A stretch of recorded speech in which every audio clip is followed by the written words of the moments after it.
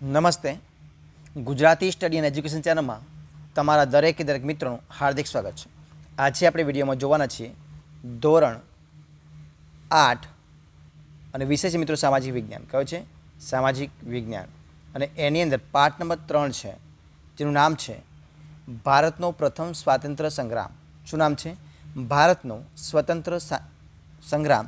તો એની અંદર જે સ્વાધ્યાયના પ્રશ્નો આપ્યા છે, તો સ્વાધ્યાયના તમામ પ્રશ્નોનું આપણે આ વિડીયોમાં સંપૂર્ણ સોલ્યુશન જોવાના છીએ. તો વિડીયો પૂરેપૂરો જોજો. શરૂઆત કરીએ વિડીયોની. પ્રશ્ન નંબર 1.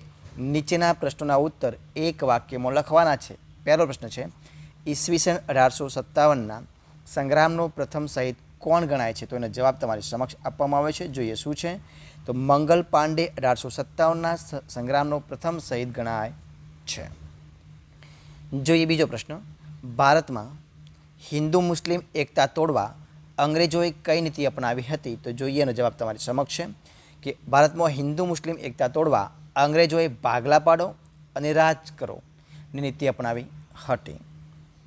ત્રીજો પ્રશ્ન, ઓખામંડળ વિસ્તારમાં કોણે અંગ્રેજોનો જબરજસ્ત પ્રતિકાર કર્યો હતો? તો જોઈએ એનો જવાબ કે જોધા માણેક અને મૂળુ માણેકે ઓખામંડળ વિસ્તારમાં અંગ્રેજોનો જબરજસ્ત પ્રતિકાર કર્યો હતો. ચોથો પ્રશ્ન, ગુજરાતમાં ઈસવીસન 1857ના સ્વાતંત્ર્ય સંગ્રામ સાથે કયા સ્થળો જોડાયેલા છે? તો એને જવાબ તમારી સમક્ષ આપવામાં આવે છે કે ગુજરાતમાં અમદાવાદ, લુણાવાડા, પાટણ, આણંદ, દ્વારકા, ઓખા, વિજાપુર, ખેરાલુ અને સાબરકાંઠા ઈસવીસન 1857ના સ્વાતંત્ર્ય સંગ્રામ સાથે જોડાયેલા છે.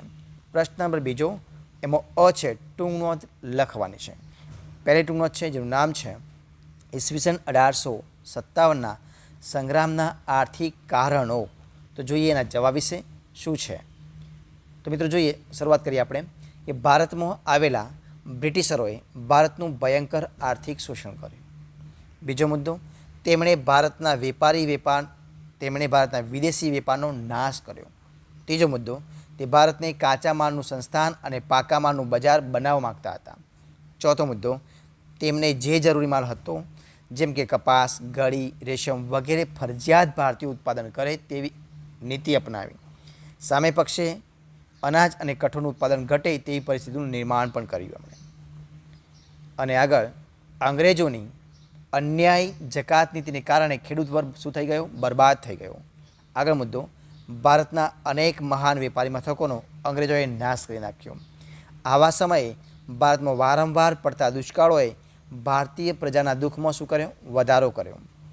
આગળ મુદ્દો, અનાજની અછતને લીધે લાખો ભારતીયો દુષ્કાળના ખપ્પરમાં હોમાઈ ગયા. આગળ મુદ્દો, ભારતના હુન્નર ઉદ્યોગો, ગ્રામ ઉદ્યોગો, હસ્તકળા કારીગીરી એ બધું જ નાશ પામ્યું, જેથી ઈસવીસન 1857નો સંગ્રામ થયો.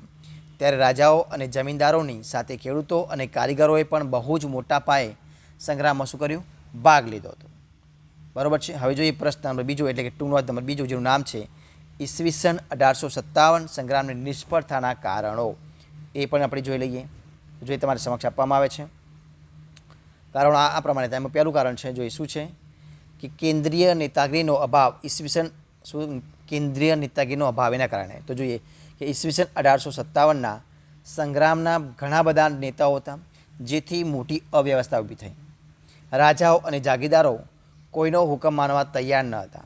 વળી તેમની પાસે શિસ્તપત્ર પણ ન હતી. સંગ્રામના મુખ્ય નેતા બહાદુર શાહ અત્યંત વૃદ્ધ હતા. જુદી જુદી જગ્યાએ જુદા જુદા નેતાઓ નેતૃત્વ કરતા હતા. એટલે કેન્દ્રીય નેતાગીરીનો અભાવ તે નિષ્ફળતાનું મુખ્ય કારણ હતું. બીજું કારણ જોઈએ કે અંગ્રેજોની લશ્કરી તાકાત. તો ઈસવીસન 1857ના સંગ્રામના નેતાઓ અને સૈનિકો કરતાં અંગ્રેજો પાસે આધુનિક લશ્કરી શસ્ત્ર, સરંજામ, રેલવે અને તાર વ્યવસ્થા હતા. શક્તિશાળી સેનાપતિઓની મદદથી તેમણે આ સંગ્રામને બહુ ઝડપથી દબાવી દીધો. દરિયાઈ તાકાત હોવાને કારણે ઇંગ્લેન્ડનું નૌકાદળ બહારથી બહુ ઝડપથી પોતાના નવા સૈનિકો લાવવા સક્ષમ બન્યું. જ્યારે સંગ્રામ કરતા નેતાઓમાં લક્ષ્મીબાઈ અને તાત્યા ટોપેને બાદ કરતાં કોઈ શક્તિશાળી નેતૃત્વ હતું નહીં. આગળ જોઈએ અન્ય કારણો. ત્રીજો મુદ્દો, તો મોટાભાગના રાજાઓ આ સંગ્રામથી અલિપ્ત રહ્યા હતા. એટલું જ નહીં, હૈદરાબાદ, કાશ્મીર, પટિયાલા, ઇન્દોર, ગ્વાલિયર, વડોદરા અને ભોપાલના શાસકોએ તો અંગ્રેજોને સહકાર આપ્યો હતો. શીખો અને ગુરખાઓએ પણ અંગ્રેજોના પક્ષે લડીને આ સંગ્રામ નિષ્ફળ બનાવ્યો હતો. એટલા માટે હવે જોઈએ પ્રશ્ન નંબર બીજાનો બ. નીચેના પ્રશ્નોના ઉત્તર લખવાના છે. પહેલો પ્રશ્ન છે કે ઈસવીસન 1857ના સ્વાતંત્ર્ય માટેના જવાબદાર કારણો વિશે નોંધ લખવાની છે. તો એ પણ આપણે લખી દઈએ. તો જોઈએ આ પ્રમાણે પહેલું છે કે રાજકીય કારણ. તો આ સંગ્રામનું મુખ્ય કારણ ભારતમાં બ્રિટિશ સત્તાની સ્થાપના હતું. ઈસવીસન 1757ના યુદ્ધથી બ્રિટિશરોએ ભારતમાં શાસન સ્થાપવાની શરૂઆત કરી. બીજું, તેમણે મૈસૂર વિગ્રહ કરી, ટીપુ સુલતાનના સામ્રાજ્યને સમાપ્ત કર્યું, ભારતમાં રહેલી ડચ અને ફ્રેન્ચ કંપનીઓને હટાવી પોતાના સામ્રાજ્યનો વિસ્તાર કર્યો, અવધના નવાબ, હૈદરાબાદના નિજામ, મુગલ બાદશાહ, બંગાળના નવાબ તાંજોરને એક પછી એક હરાવી દીધા. મરાઠા યુદ્ધમાં મરાઠાઓને પણ હરાવી ઈસવીસન 1818 સુધીમાં સંપૂર્ણ ભારત પર પોતાની રાજકીય સત્તા સ્થાપી હતી. બ્રિટિશ સામ્રાજ્યવાદને કારણે ભારતીયો રાજકીય સત્તાથી દૂર જતા રહ્યા. જે દેશી રજવાડાઓ બચ્યા હતા તેમણે પણ વેલેસ્લીની સહકારી યોજના સ્વીકારી પોતાના 7 રાજ્યોને અંગ્રેજોને આધીન બનાવી દીધા હતા. એટલે હવે ભારતીયોને સ્થાને એક વિદેશી કંપની ભારતમાં રાજ કરતી હતી, જેમાં ભારતીયોનું શોષણ થતું હતું. તે પરિસ્થિતિ આ સંગ્રામનું મુખ્ય કારણ બન્યું. ડેલહાઉસીએ એક આક્રમક ખાલસા નીતિ દ્વારા સતારા, સંભલપુર, ઝાંસી, નાગપુર, અવધ જેવા રાજ્યોને બ્રિટિશ સામ્રાજ્યવાદમાં ભેળવી દીધા હતા. એટલું જ નહીં, તેમણે પેશવા, નાના સાહેબ અને અન્ય રાજાઓને અપાતા પેન્શન બંધ કરી દીધી અને તેમના સમાપ્ત કરવાના પ્રયત્નો કર્યા. અનેક જમીનદારોની જમીનો જપ્ત કરી લીધી હતી. પરિણામે આ બધાનો રોષ આ સંગ્રામનું કારણ બન્યો હતો. બીજું મુખ્ય કારણ વહીવટી કારણ. તો કંપનીના વહીવટીતંત્રમાં ભારતીયોને કોઈ સ્થાન ન હતું. ઉચ્ચ સ્થાનો પર માત્ર અંગ્રેજ અધિકારીઓની જ નિમણૂક થતી હતી. વળી અંગ્રેજોની વહીવટી વ્યવસ્થા લોકો માટે પીડાદાયક હતી. તેમણે સામાન્ય અને ગરીબ વર્ગ પર ભારે કરવેરા નાખ્યા હતા. ખેડૂતો પાસે કડક રીતે મહેસૂલી ઉઘરાણી કરવામાં આવતી હતી. ન્યાયતંત્ર અત્યંત ખર્ચાળ હતું અને પોલીસ તંત્ર નિષ્ક્રિય હતું. વળી ભારતીય કર્મચારી અને અંગ્રેજ કર્મચારીના પગારમાં મોટો તફાવત હતો. આ બધી બાબતોએ ઈસવીસન 1857ના સંગ્રામને ઈંધણ પૂરું પાડ્યું હતું. ત્રીજું જોઈએ કે આર્થિક કારણ. તો ભારતમાં આવેલા બ્રિટિશરોએ ભારતનું ભયંકર આર્થિક શોષણ કર્યું હતું. તેમણે ભારતના વિદેશી વેપારનો નાશ કર્યો હતો. તે ભારતને કાચા માલનું સંસ્થાન અને પાકા માલનું બજાર બનાવવા માગતા હતા. તેમણે જરૂરી માલ હતો જેમ કે કપાસ, ગળી, રેશમ વગેરે ફરજિયાત ભારતીય ઉત્પાદન કરે તેવી નીતિ અપનાવી હતી. અને સામે પક્ષે અનાજ અને કઠોળનું ઉત્પાદન ઘટે તેવી પરિસ્થિતિનું નિર્માણ કર્યું હતું. અંગ્રેજોની અન્યાયી જકાત નીતિને કારણે ખેડૂત પર શું થઈ ગયો? બરબાદ થઈ ગયો હતો. ભારતના અનેક મહાન વેપારી મથકોનો અંગ્રેજોએ નાશ કરી નાખ્યો હતો. આવા સમયે ભારતમાં વારંવાર પડતા દુષ્કાળોએ ભારતીય પ્રજાના દુઃખમાં વધારો કર્યો હતો. અનાજની અછતને લીધે લાખો ભારતીયો દુષ્કાળના ખપ્પરમાં હોમાઈ ગયા હતા. ભારતના હુન્નર ઉદ્યોગો, ગ્રામોદ્યોગો, હસ્તકળા, કારીગરી એ બધું જ નાશ પામ્યું હતું. જેથી ઈસવીસન 1857ના સંગ્રામ થયો ત્યારે રાજાઓ અને જમીનદારોની સાથે ખેડૂતો અને કારીગરોએ પણ બહુ જ મોટા પાયે સંગ્રામમાં ભાગ લીધો હતો. નંબર 4 જોઈએ સામાજિક ધાર્મિક કારણ. તો અંગ્રેજોએ ભારતીયોના સમાજ અને ધર્મમાં પણ ચંચુપાત કર્યો હતો. ખ્રિસ્તી પાદરીઓએ ભારતમાં હિન્દુ અને મુસલમાનોને ખ્રિસ્તી ધર્મમાં વટલાવવા ખૂબ પ્રયત્નો કર્યા હતા. તેમણે સરકારનું રક્ષણ કર્યું હતું. ઈસવીસન 1850માં અંગ્રેજોએ એક કાયદો કરી જે હિન્દુ કે મુસ્લિમ ખ્રિસ્તી થાય તેમને પૈતૃક મિલકતમાં હિસ્સો મળી શકે તેવું ઠરાવ્યું હતું. તેનાથી હિન્દુઓની શંકા વધારે દઢ થઈ. અંગ્રેજો અવારનવાર ભારતીયો સાથે તિરસ્કારપૂર્ણ વ્યવહાર કરતા હતા. પાંચમા નંબરનું તો લશ્કરી કારણ. ભારતનો આ સંગ્રામ સૌપ્રથમ ભારતીય સૈનિકોએ કર્યો હતો. તેનું કારણ ભારતીય સૈનિકો સાથેની અંગ્રેજોની શોષણખોર નીતિ હતી. કઠોર લશ્કરી સેવાઓ બજાવવા છતાં હિન્દી સૈનિકોના પગાર ભથ્થા અને સગવડ અત્યંત નિમ્નકોટીના હતા. કોઈ પણ ભારતીય સૈનિક સુબેદારથી વધારે ઉચ્ચ હોદ્દો મેળવી શકતો નહીં. વળી અંગ્રેજો ભારતીય સૈનિકો સાથે કોઈ સામાજિક વ્યવહાર કરતા નહીં. ભારતીય સૈનિકોને પાઘડી બાંધવા, તિલક કરવા અને દાઢી રાખવા પર પ્રતિબંધ ફરવામાં આવ્યો હતો. વળી ભારતીય સૈનિકોને તેમની ધાર્મિક ભાવના વિરુદ્ધ દરિયા પાર જવાની બોયધરી આપવી પડી હતી. આ બધા જ કારણો લીધે ભારતીય સૈનિકો અંગ્રેજો વિરુદ્ધ ઉશ્કેરાયા હતા. છઠ્ઠું એટલે કે તાત્કાલિક કારણ.